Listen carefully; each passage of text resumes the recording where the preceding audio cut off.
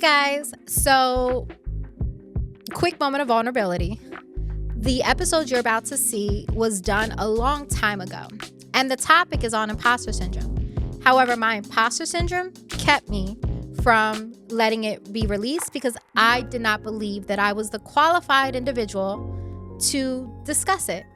And yet, I was speaking with someone who reminded me that if I continue to allow myself to stay in certain bubbles, stay in certain boxes, and continue to feel as if I'm not supposed to be in these spaces, then I am the most qualified to discuss imposter syndrome because I continue to go through it regardless of what I've been through and what I've experienced and what I've accomplished. So we're going to go back and you're going to see an episode that I never released about imposter syndrome. And I hope that it resonates. I hope that it lands. And as always, I hope that it touches someone, somewhere in your heart, because that's what I'm here to do. My goals, as always, to have inspiring conversations that empower others to get set. So get set with Lissette on her getting set to discuss imposter syndrome as she continues to go through it herself. Thank you for joining yet another episode of Get Set with Lissette. This is where we have inspiring conversations that empower you to get set. We don't have anyone on today. This is another one of those just me and you conversations. And today's topic is something that I profoundly have gone through, feel like I at times experience on different ventures and at different points, and feel as though it's something that many people experience, but we may not have the conversations. Quick disclaimer, I am by no means a mental health professional, and I am not here to give any professional advice by any stretch of the imagination. Just needs to make sure that that is abundantly clear. This is just a woman who is having a conversation with you about her own struggles, her own experiences, her own opinions. So with that, today we're going to be talking about imposter syndrome. As always, whenever I bring a topic, I went ahead, did a little research, and got a few definitions. So, imposter syndrome, also known as imposter phenomenon.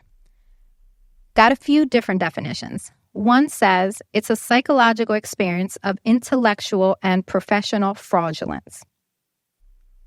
Another said it is the persistent inability to believe that one's success is deserved as a result of one's own efforts or skills.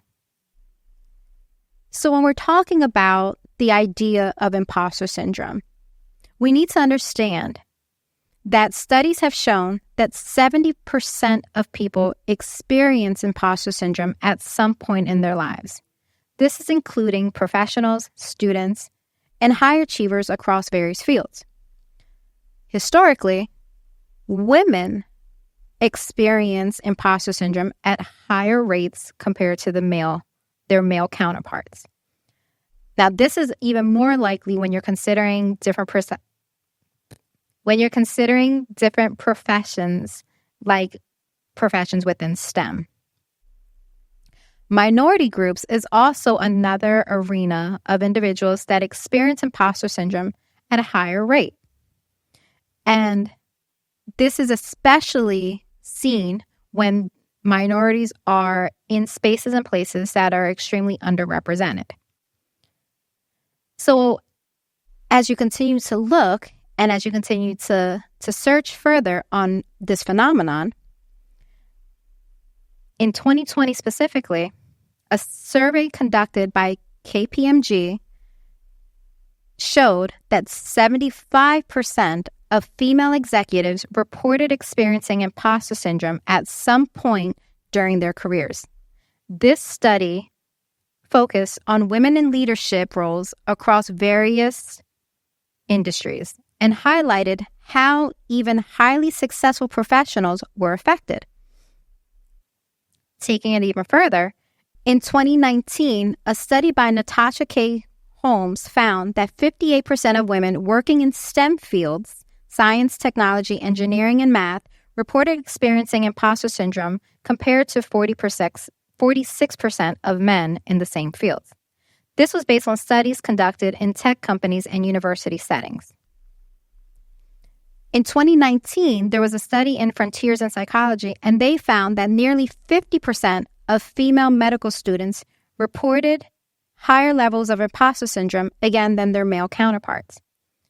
So when we're discussing this, we're able to see that underrepresented, or what would be considered as underrepresented communities in particular fields, experience imposter syndrome at higher rates. So when we're looking into what that means and how that affects individuals, the effects when it comes to the mental health, research links imposter syndrome to increased levels of stress, anxiety, depression, and burnout.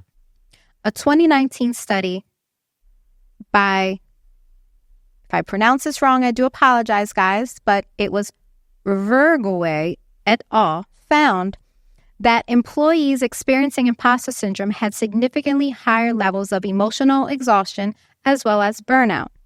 So when we're talking about this topic, it's not only that it's a matter of being prevalent in underrepresented communities, it's also having a higher impact on the mental health of individuals.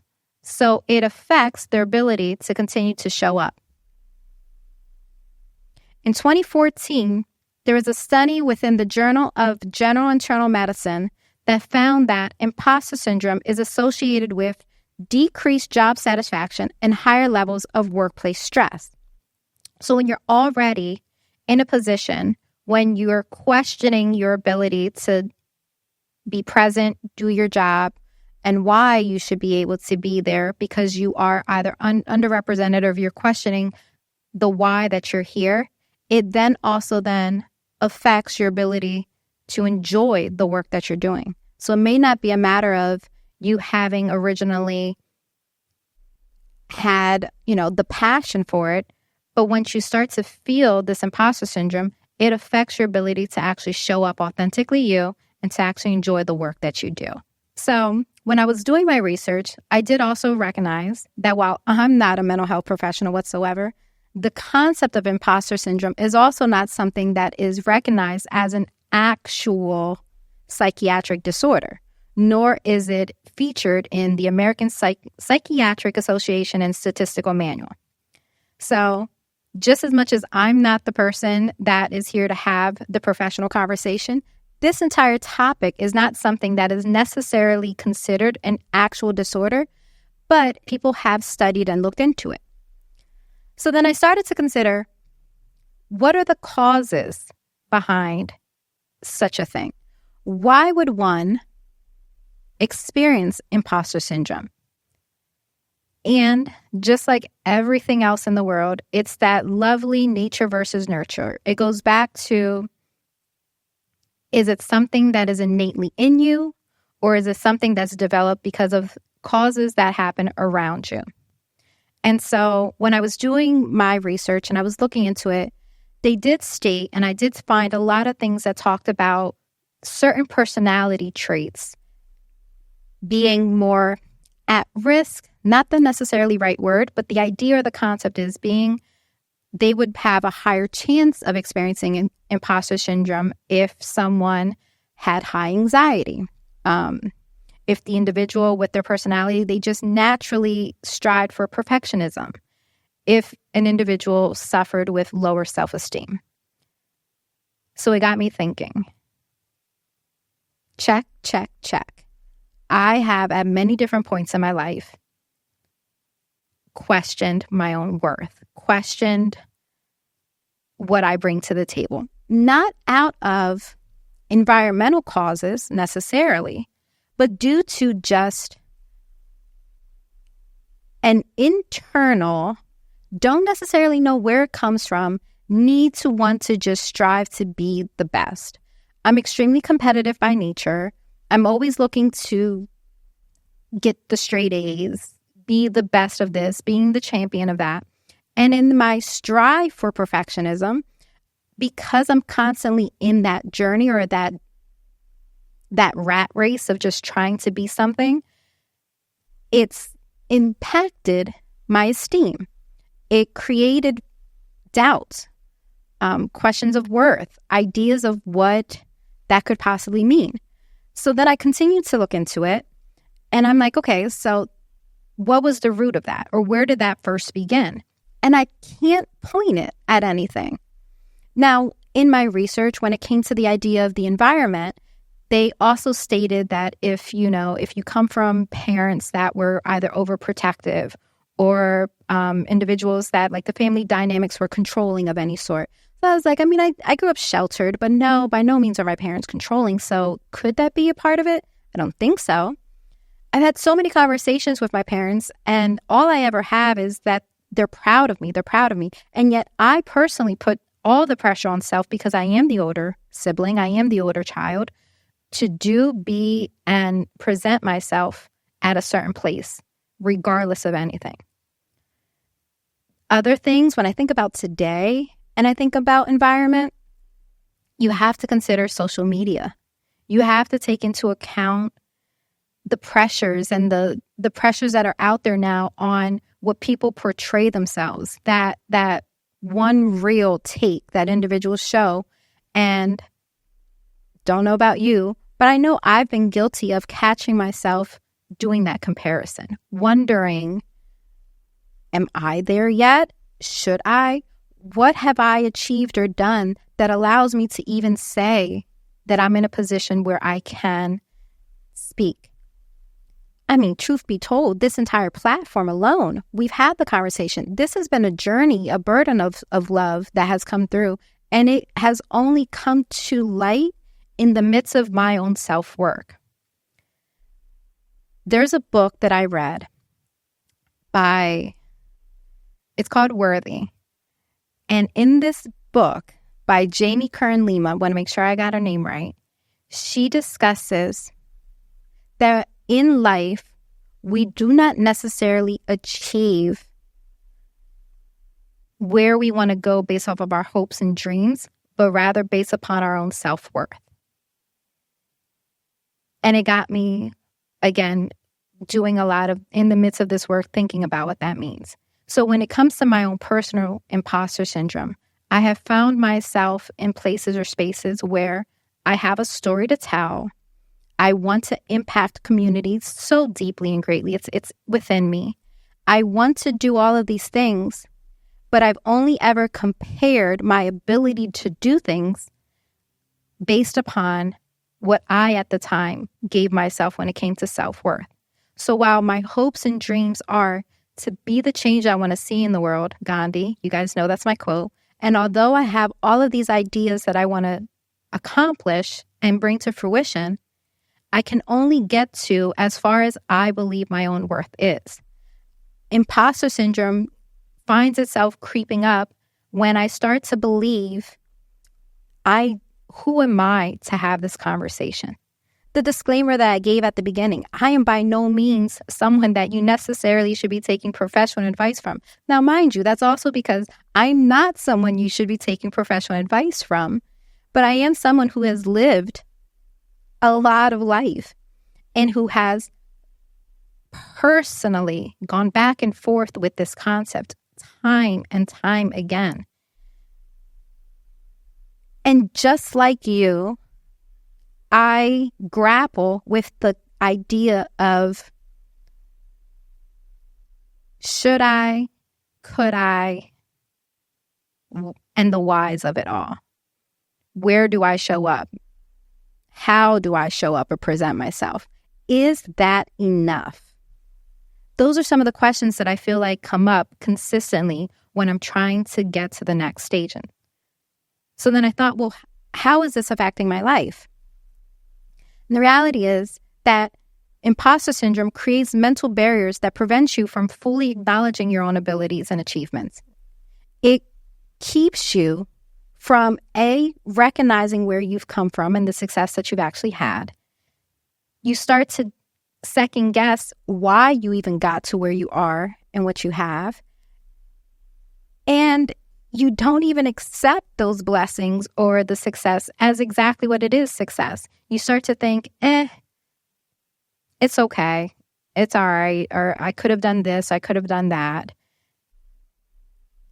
And I know for me, I nitpick. I am my worst critic, and I nitpick every single thing I do. It doesn't allow me to even celebrate the success that I've had. Moment of true vulnerability here. Even this platform, the fact that I took the initiative to finally take the step to put myself out there is a success. That in of itself is a huge success. And yet I continue to find myself, funny story, because my engineer knows we just were talking about this, I'm worried about the next step. I'm thinking about, how do I take this platform and build it and grow it? I'm not allowing myself to even take in the fact that we're here, the fact that we're several episodes in. We've recorded many more that I cannot wait for you to watch and learn from these individuals that I'm seeing and speaking to. But when it comes to that, it's because I find that the people that I'm talking to be so inspiring that I sometimes doubt where I'm at in all of that. So I start to put myself in oh no, I wanted to be successful, but not because of me, but due to the amazing, amazing people that I'm getting the opportunity to share space with. And it is in that alone that I just continue to go.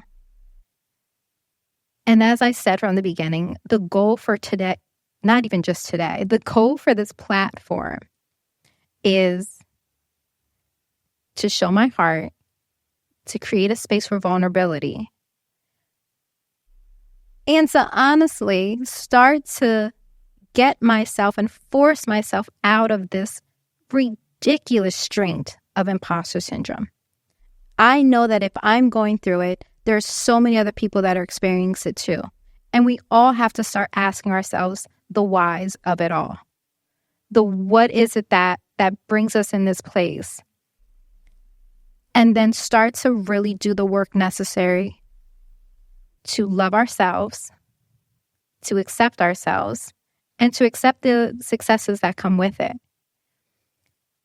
In one of the episodes before, I talked about the importance of change. I explained the fact that when you want to elevate and you want to grow in life, you have to be willing to change and modify what it is that you're doing. In other arenas, you have to switch up your mindsets and the way that you look at things. Well, if we're going to talk about mindset shifts and the changes that need to happen, the first one that needs to go is the imposter syndrome. When we look at this definition again, and I'll break it down one more time. Let me go all the way. Here we go. A distorted system of belief about oneself that can have a powerful negative impact on person's valuation of their own worth. Okay? A distorted system. So when I look at these different definitions and I continue to see exactly what it says in here, an inability to believe, a distorted system, a psychological experience of intellectual and professional fraudulence. Every last one of these, A, shows that it all starts within our head. B, it clearly is a distorted opinion and idea. It is not by any place coming from a place of truth or fact. And C, it creates inability of movement. So we have to sit with ourselves when we look at that. And we have to start to look at all the things that are being prevented. Why is the goal line why does it feel so far? Why are we not able to embrace and accept the success that we've earned? And not only embrace and accept it, why are we selling ourselves short and not allowing ourselves to grow further, to change, to get to the next whatever it is? How can I sit here and have impact on individuals when I continue to look at myself and wonder if I'm the person to even bring that impact? And at the end of the day, it's not a matter of me, the person, but rather the passion that I have to serve and to lift individuals up. And I need to allow for that to occur.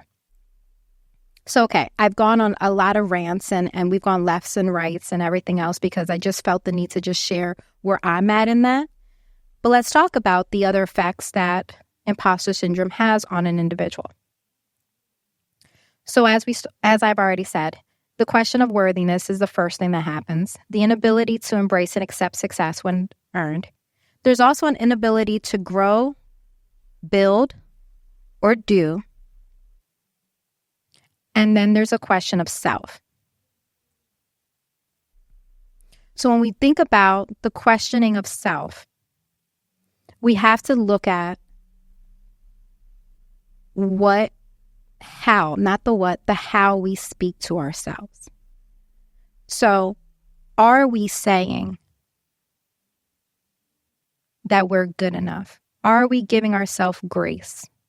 Are we having positive dialect with one another rather than the questions that come with? I say that because when I started this platform, I can only use GetSetWithLissette as an example because, not really. We can talk about all the times. But when I started this platform, one of the biggest concerns that I had was, what would I say? Who would listen? Why me? Rather than the ability to say, why not me? I have a lot to say. They will come because my heart is pure. So when I sit here and I think back, and I'm going to go ahead and we're going to continue to just pick away at this topic because I have such a long list on this outline, and I'm just finding myself realizing that even in the midst of this, I'm still trying so hard to put concepts behind it that I'm shying away from the Lissette of it all.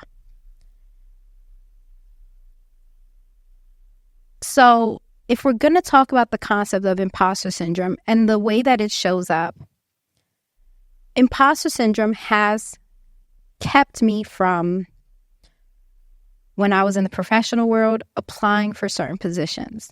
Knowing that I was qualified and I had everything necessary to be able to, I had people that would tell me, oh my God, you're a shoo-in, and I wouldn't do certain things or I wouldn't apply for positions out of the fear of it all or the fear of the rejection. Imposter syndrome has been what has kept me afraid of being front and center, being all eyes on me, allowing myself the ability to have conversations with individuals. Because again, why me has been the question that I've had time and time and time again. Imposter syndrome shows up when, I've had opportunities to speak to young people, to go into classrooms and have an ability to pour into people, which again is just something that I want to do because community means so much to me. And yet I walk into rooms and I shrink. I look at other people that are there or different panels that I've been on, and then I turn into this, oh my God, they're so amazing. Why am I sitting here on this panel, or why me? Rather than realizing that I have done or been enough in whatever it is that I've been asked to be here because there's something that I have to share. And whatever it is that I have to share, it's important enough for others to hear it. I have been awarded different awards when it comes to community impact and the work that I've done in the past. As I've said, I've gone and spoken to different places. And like I told you guys before, I was the queen of masking myself. But it wasn't just a matter of masking myself because of what I was going through personally. There was also a certain level of masking because I did not believe in my heart of hearts that I had a reason to be in whatever space I was in. And so, truth be told, every time I do a solo episode, I come in with the longest outlines of life. I have even more preparation than I do for any other episode that I put out there. And it's the ones that I'm most nervous about because I can't express enough the amount of fear of bearing my heart and soul, of sharing my insecurities and my uncertainties in life, of exposing not only a concept, because I think it's important to talk about when we keep talking about the getting set for different things, but Lissette, has to get set for what does that look like from the outsider's point of view coming back to me. How can I, in good faith, continue to tell people to do this or do that like I used to do in social work if I'm not going to continue to show up authentically and honestly myself? And that includes letting you in on not only the concept of imposter syndrome, and we will go back into how to work through it, ways to overcome it. Like, we have all of that. However, I just need to take a moment to also just bear me and say, and let us all overcome it together. Because I cannot give you advice or an opinion of something if I'm not willing to also just sit with it myself. So here we are yet again, going completely left, because I need you to see that I actively today am still dealing with this concept and am choosing to allow my worth to grow. Because just like in the book where it says, I will not allow my experiences, my successes, and the impact that I have to solely fall into where I stand when it comes to self-worth, but rather I am going to allow myself to dream bigger, to hope more, and to finally believe and stand in the fact that I have a right and a voice that needs to be shared and needs to stand on here. So, okay, ranting over, let's go back to the idea of how one can actually overcome imposter syndrome. First things first, one needs to understand what it is and acknowledge it. So, hey guys, we all just did first step. I'm sure as you're watching it, you're going through your own moments. And guess what? Lissette just acknowledged it right here, right now, as she's recording. It is presently still actively doing its thing, but I acknowledge it and I understand it because this takes a lot of courage and it's very scary. However, it will not remain. Another way to combat imposter syndrome, and I found this one really interesting, and it was to try to understand the triggers that come from it. So when we discuss the ideas of triggers and things and what that looks like and what that means, it's going to be different person by person. So I'll use myself as an example. This platform is one that's going to be public, and public opinion, the opinion of other people, is a trigger for me. I'm a social butterfly. I'm an individual that likes to keep peace in rooms and in places. I like to bring happiness and joy. I like to ensure that everyone around me, to some degree, feels good about themselves. That's very important to me. So in that same concept, the idea of being vulnerable and opening up, and the idea of individuals actually seeing the footage and, the information that I'm sharing here, I want it to be as perfect as possible. And so in the necessity and need for it to be so perfect, I find myself struggling through it, that it's a trigger. Other triggers can be whether it's individuals that are in your life.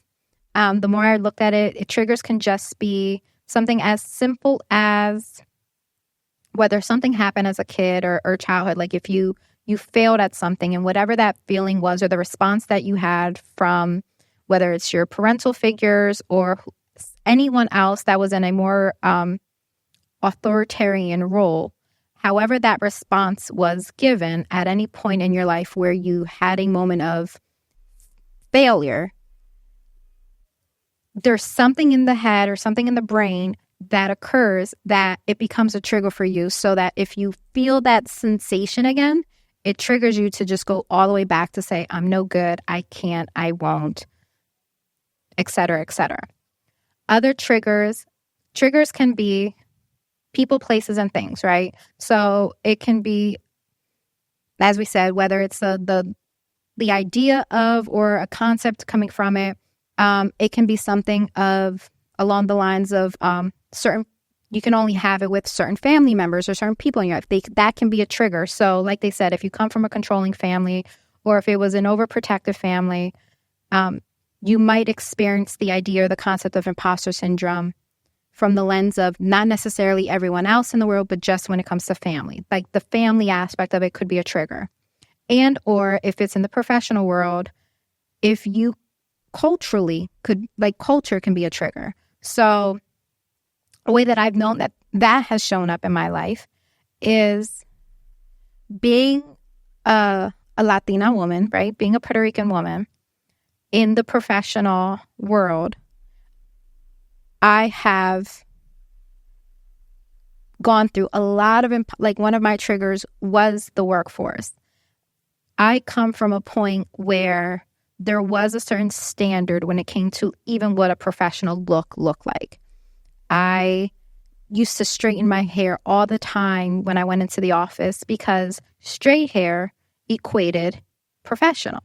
My hair is naturally big, it's naturally curly, and that kind of hair was not considered professional. So I off rip had imposter syndrome because I don't even look the part. I have to alter the way in which I not view myself, the way I actually look and present myself to the outside world in order to be quote unquote accepted in this professional space.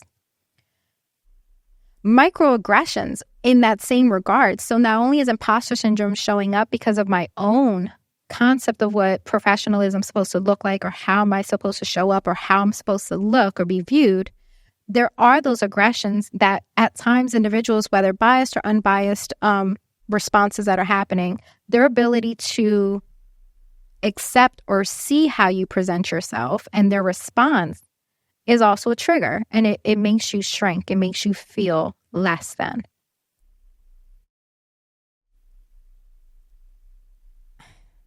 Quick story time, because it just came to me when I'm talking about this, and then we'll continue on. So an example of a microaggression that I've experienced, and I do believe in my heart of hearts that it was not intended to be this way, but these are the things that show up that continue to chip at or have made myself like question when I've been in different spaces.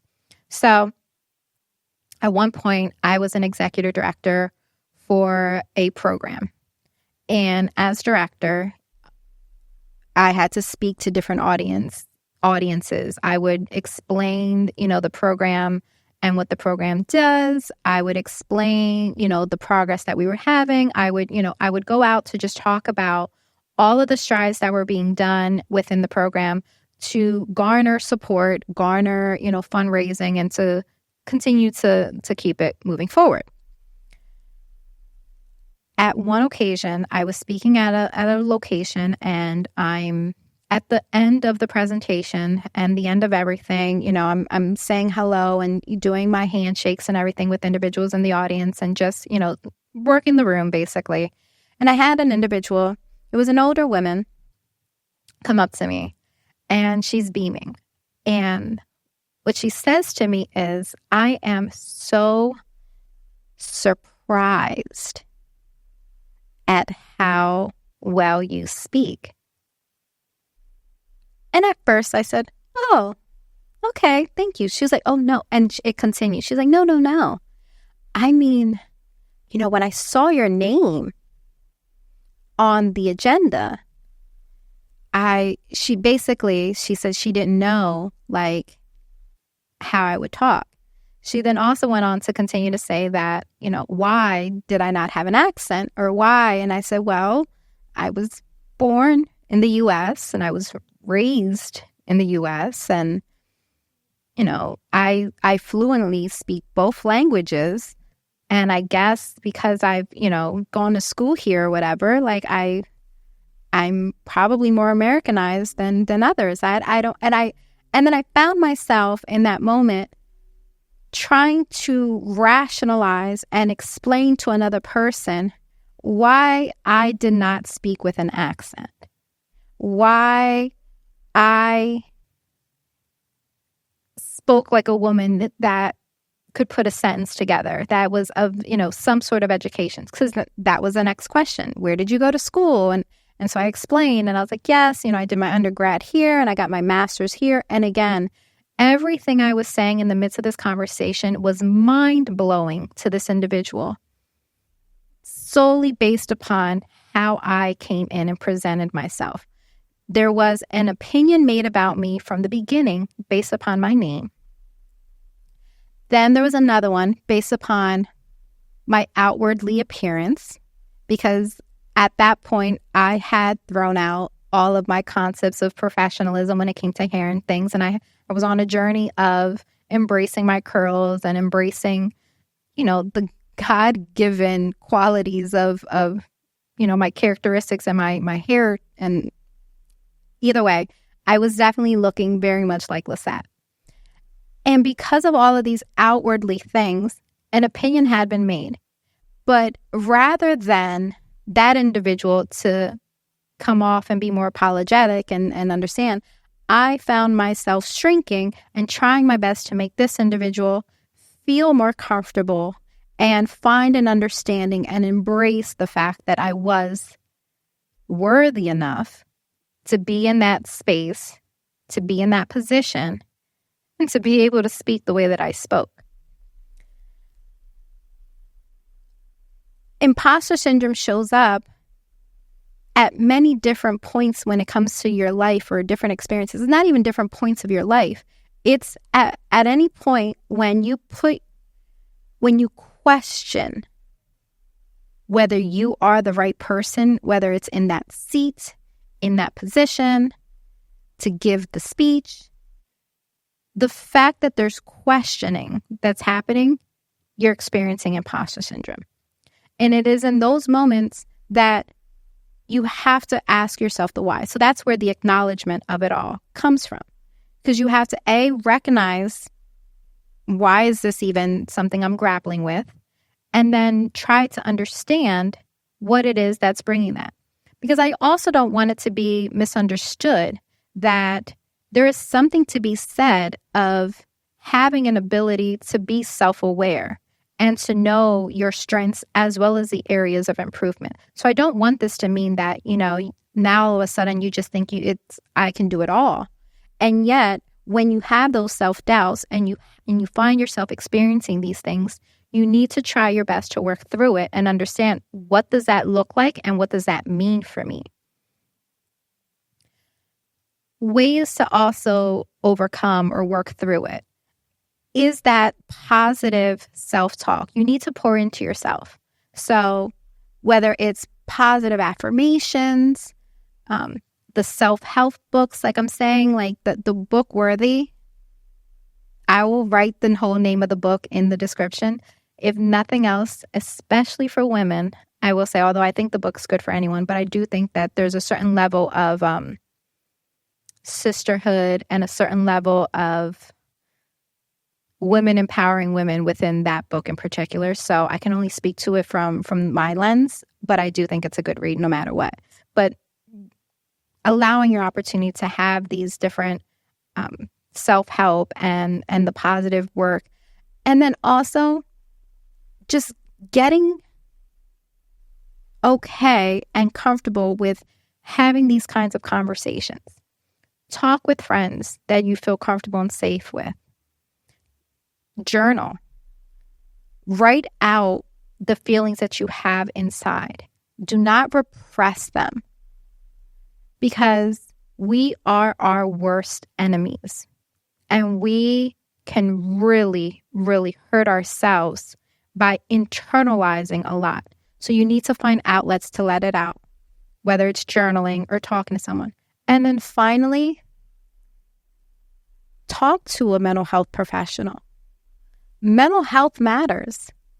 And imposter syndrome is just one of those many negative talks, negative spaces,